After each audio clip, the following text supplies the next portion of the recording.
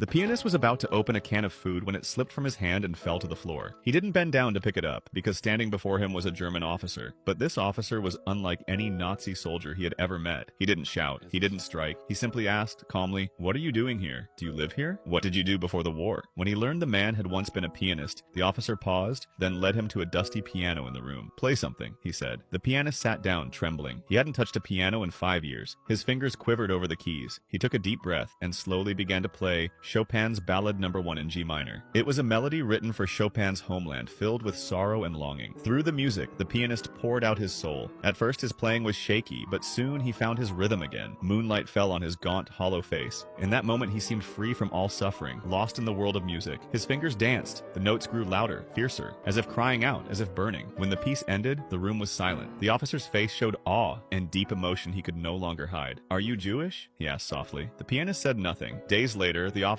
found the attic where the pianist had been hiding, but he didn't turn him in. He simply left. What the pianist didn't know was that attic was directly above the German command post, and this officer was the commander. From that day on, the officer quietly began bringing him bread, jam, even a small can opener. As the pianist tasted the sweetness of the jam, he felt something he hadn't in years: warmth and dignity. Soon, the German troops prepared to retreat. Before leaving, the officer came one last time. He brought a large bag of food and took off his coat, leaving it for the pianist. As he turned to leave, he asked only one question: "What is your name?"